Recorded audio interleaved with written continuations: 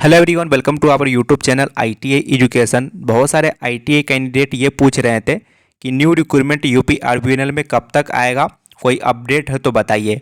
तो गाइस, आप सभी के लिए एक इम्पॉर्टेंट अपडेट निकल कर आ रहा है। इस वीडियो में बने हुए रहिएगा। मैं आप सभी को अपडेट बताऊंगा क्या अपडेट है, न्यू रिक्रूटमेंट कब तक आ सकता है, और इसमें जो एक क्वालिफिकेशन में इम्पोर्टेंट सर्टिफिकेट मांगा जाता है उसके बारे में बताऊंगा, और लास्ट टाइम कितना कट ऑफ गया था वो भी बताऊंगा।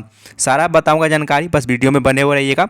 तो सभी से रिक्वेस्ट रहेगा, आप सभी से चैनल पे आप लोग पहली बार वीडियो को देख रहे होंगे तो सब्सक्राइब करके बेल आइकन कॉल कर दीजिएगा। टेलीग्राम ग्रुप से नहीं जुड़े हैं तो जुड़ जाइएगा, वहाँ से भी आप लोग को सारा अपडेट मिलते रहता है गाइस। सबसे पहले मैं आप सभी को अपडेट बताता हूँ कि कितना टोटल यहाँ पे पोस्ट जो है वो वैकेंट है।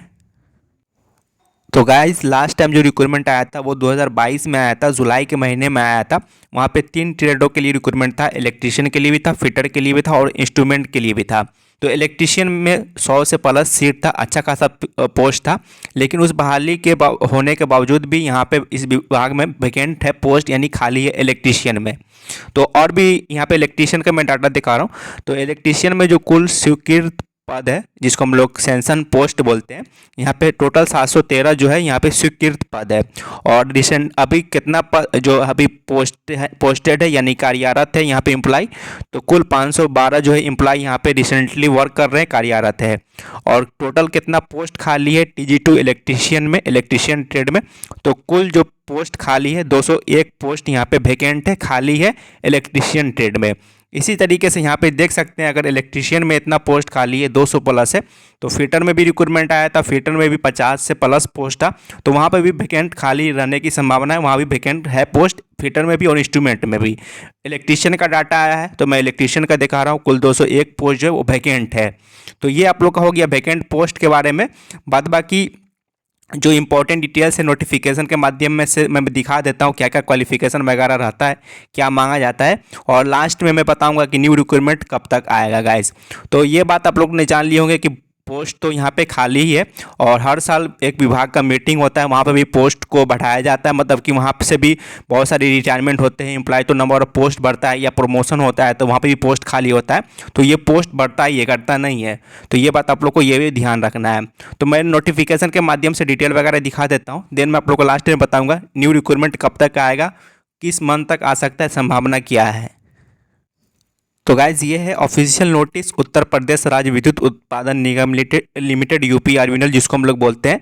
यहाँ पे जो रिक्रूटमेंट आता है ये रेगुलर जॉब रहता है, परमानेंट जॉब रहता है, all over India candidate apply कर सकते हैं, और ये बहुत ही बेहतरीन पे स्केल वाला जॉब है। मैं अभी आप लोग को सैलरी स्केल भी बताऊँगा। ग्रुप C का पोस्ट है। तो यहाँ पे 3 ट्रेडों के लिए मेनली रूप से रिक्रूटमेंट आता है, एक तो फिटर हो गया, इलेक्ट्रीशियन हो गया, और इंस्ट्रूमेंट ट्रेड का हो गया। तो इलेक्ट्रीशियन में भी अच्छा खासा पोस्ट था, 100 प्लस पोस्ट था, और फिटर में भी अच्छा खासा पोस्ट निकला था 2022 में जुलाई में, और इंस्ट्रूमेंट में भी पोस्ट निकला था। टेक्नीशियन ग्रेड 2 के नाम से यहाँ पे रिक्रूटमेंट आता है, और यहाँ पे ऑल ओवर नए कैंडिडेट अप्लाई कर सकते हैं। पे स्केल देखिएगा तो लेवल 4 का सैलरी मिलता है, मूल वेतन 28,000 है, प्लस जो अन्य भत्ते हैं उसमें DA HRA या और भी जो अदर अलाउंसेस होते हैं जो कंपनी के अनुसार यहाँ पे आप सभी को मिल जाता है। बहुत ही बेहतरीन सैलरी पे स्केल है, 40 प्लस यहाँ पे सैलरी बनता है। उसके बाद यहाँ पे मेन इंपॉर्टेंट चीज़ है क्वालिफिकेशन। बहुत सारे कैंडिडेट क्वालिफिकेशन नहीं रहने की वजह से यहाँ पे फॉर्म नहीं फिल कर पाते हैं। तो क्वालिफिकेशन आप लोग का हाई स्कूल पास रहना चाहिए, और हाई स्कूल में विज्ञान और गणित सब्जेक्ट रहना चाहिए, अलग अलग विषयों में पास रहना चाहिए, विज्ञान और गणित दोनों अलग अलग सब्जेक्ट रहना चाहिए। और साथ ही साथ ITA पास रहना चाहिए NCBT या SCBT बोर्ड में, और साथ ही साथ CCC का सर्टिफिकेट चाहिए, जो 3 महीने का कोर्स होता है, 80 घंटे का कोर्स होता है, जो NIELIT के द्वारा कराया जाता है, वो भी सर्टिफिकेट चाहिए। ये 3 चीज़ है तो आप लोग अप्लाई कर सकते हैं 10वीं विज्ञान और गणित के साथ में, ITA NCBT SCBT बोर्ड में, और CCC सर्टिफिकेट। CCC सर्टिफिकेट के बारे में मैंने पहले ही बताया था, कल ही बताया था वीडियो बना के, तो ये सर्टिफिकेट आप लोग जरूर कर लीजिएगा। इसके बारे में छोटा सा इन्फॉर्मेशन देता हूँ।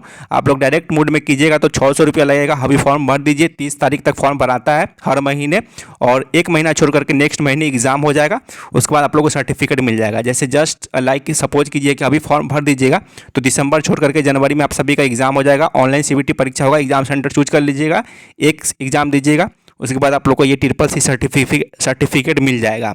ये NIELIT के ऑफिशियल वेबसाइट पे आवेदन होता है, तो वो कर सकते हैं। फुल डिटेल में वो वीडियो में बताया हूँ, तो वो वीडियो आप लोग देख लीजिएगा, ठीक है, लिंक मैं नीचे में दे दूँगा।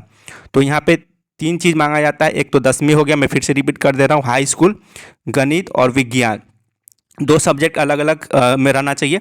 और आईटी एनसीवीटी एससीवीटी बोर्ड से, एनसीवीटी एससीवीटी बोर्ड से, और ट्रिपल सी सर्टिफिकेट ये चाहिए। फिटर में रहना चाहिए आईटीआई। उसके बाद या तो इलेक्ट्रीशियन ट्रेड भी अप्लाई कर पाएंगे, या इंस्ट्रूमेंट या इलेक्ट्रॉनिक्स ट्रेड वाले भी अप्लाई कर सकते हैं। तो इन चारों ट्रेड के लिए रिक्वायरमेंट आता है, इलेक्ट्रीशियन, फिटर, इंस्ट्रूमेंट मैकेनिक और इलेक्ट्रॉनिक्स मैकेनिक। और ट्रिपल सी जो है ये मैंडेटरी है।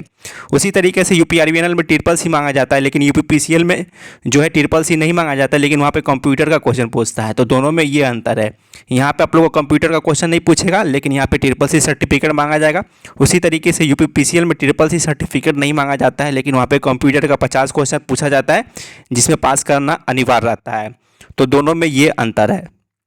उसके बाद यहाँ पे डिस्टेंस मोड से जो हाई स्कूल किए रहते हैं वो यहाँ पे एलिजिबल नहीं होते हैं। अगर किन्हीं के 10वीं में विज्ञान या गणित नहीं रहता है तो वो भी एलिजिबल यहाँ पे नहीं रहते हैं। और एज की बात करो तो एज यहाँ पे 18 से 40 साल रखा जाता है। और एज में छूट जो है, जो नियम है उनके अनुसार आप सभी को एज में छूट यहाँ पे मिल जाएगा। फीस की बात करूँ तो यहाँ पे अनरिजर्व ईडब्ल्यूएस ओबीसी कैटेगरी को 1180 रुपया लगता है। उसके बाद SC ST कैंडिडेट को यहाँ पे 826 रुपया लगता है। उत्तर प्रदेश के मूल निवासी है, अगर अनुसूचित जाति अनुसूचित जनजाति है तो 826 रुपया लगेगा। अगर अदर राज्य से आते हैं तो 1180 रुपया जो है ये पेमेंट करना होगा फीस के तौर पे। उसके बाद यहाँ पे मैं गाइस बात करूँ सिलेक्शन प्रोसेस की, तो सिलेक्शन प्रोसेस आप लोग का ऑनलाइन सीबीटी परीक्षा के आधार पर होता है। कुल 3 घंटे का आप लोग का समय मिलता है। सीबीटी परीक्षा जो होगा 3 घंटे का होगा, जिसमें से आप लोग का जो 150 क्वेश्चन रहेगा इलेक्ट्रीशियन ट्रेड, जिस ट्रेड से फॉर्म फिल करेंगे उस ट्रेड का आप लोग का 150 क्वेश्चन रहेगा, MCQ रहेगा। और 50 क्वेश्चन रहेगा नॉन टेक्निकल रहेगा। नॉन टेक्निकल में जनरल हिंदी रहेगा, जनरल नॉलेज रहेगा और रीजनिंग रहेगा। और सही उत्तर के लिए 1 मार्क मिलेगा और निगेटिव मार्किंग यहाँ पे 0.25 है, यानी 1/4 हो गया। तो और टोटल 200 मार्क्स का यहाँ पे पेपर होता है, यानी कि 150 आप लोग का टेक्निकल हो गया, जिस स्टेट से फॉर्म भरेंगे उस स्टेट का 150 रहेगा ऑब्जेक्टिव MCQ, और 50 क्वेश्चन हो गया नॉन टेक्निकल, टोटल 200 हो गया। और 3 घंटे का समय मिलेगा। सही उत्तर के लिए 1 मार्क मिलेगा और निगेटिव 1/4 है, यानी 0.25। देन यहाँ पे आप लोग का फाइनल सिलेक्शन हो जाएगा, कोई भी स्किल टेस्ट वगैरह नहीं होता है। तो देखिए ये फॉर्म जो भरा गया था लास्ट टाइम जुलाई में निकला था 2022 में, और इसका कब एग्ज़ाम हुआ था, तो इसका एग्ज़ाम हो गया था दिसंबर के महीने में, और फरवरी में रिजल्ट आ गया था। फाइनल रिजल्ट मार्च में आया था। मैं आप सभी को दिखा देता हूँ कितना कट ऑफ गया था 200 में से। तो देखिए ये है फाइनल रिजल्ट वाला PDF, ये 2023 में रिलीज़ हुआ था। और यहाँ पे 21 और 22 दिसंबर 2022 को ऑनलाइन CBT परीक्षा हुआ था। देन उसके बाद यहाँ पे शॉर्टलिस्टेड कैंडिडेट को यहाँ पे डॉक्यूमेंट वेरिफिकेशन के लिए बुलाया गया था 4 मार्च को। और फाइनल रिजल्ट ये पब्लिश हुआ किस डेट को, यहाँ पर मैं डेट दिखा देता हूँ। तो ये 18 मार्च को फाइनल रिजल्ट पब्लिश हो गया था। तो देखिए कितना कट ऑफ जाता है। तो देखिए जो फिटर ट्रेड का यहाँ पे देखिएगा टोटल 200 में से कट ऑफ कितना जाता है फिटर ट्रेड का, तो अनरिजर्व में जाता है 155 गया था लास्ट टाइम 2022 में, जिसका रिजल्ट 2023 में आया था। EWS में 148 गया था, ये टोटल 200 में से है। OBC नॉन क्रीमी लेयर में 154 है, SC कैटेगरी में 141 है, ST में 114 है और DF में है 103।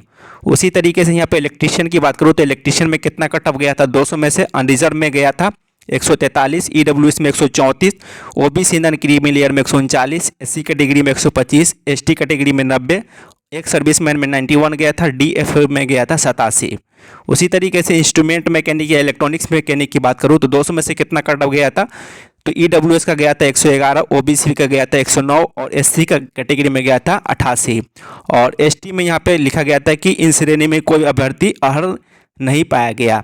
तो ये कट ऑफ है, कट ऑफ बहुत ही हाई जाता है, चूँकि यहाँ पे कंपटीशन बहुत ही टफ रहता है और यहाँ पे बहुत ही अच्छे तरीके से मेहनत करना रहता है, चूँकि इसका बहुत ही पे स्केल बहुत ही अच्छा है।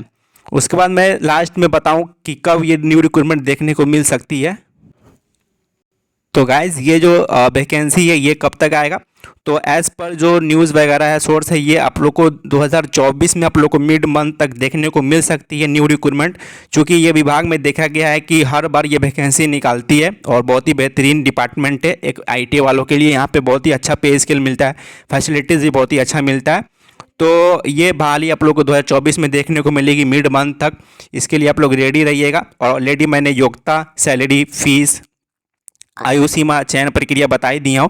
और जो CCC कोर्स है वो आप लोग जरूर कर लीजिए अगर इस विभाग में जाना चाहते हैं तो। ऑलरेडी मैंने इस कोर्स के बारे में एक लॉन्ग वीडियो बना के बता रखा हूँ, वो आप लोग देख लीजिएगा और आप सभी के लिए अच्छा है। और मैंने बताया कि लगभग 200 पोस्ट इलेक्ट्रीशियन में खाली है, अनट्रेड में भी सीट वैकेंट है, लेकिन उसका भी आरटीआई में उसका पूछा नहीं गया था, ओनली इलेक्ट्रीशियन का पूछा गया था, तो मैं इलेक्ट्रीशियन के बताऊँ। लेकिन ये भी मान के चलिए फिटर इंस्ट्रूमेंट में भी नंबर ऑफ पोस्ट अच्छा खासा खाली है और ये तीनों ट्रेड के लिए आता है।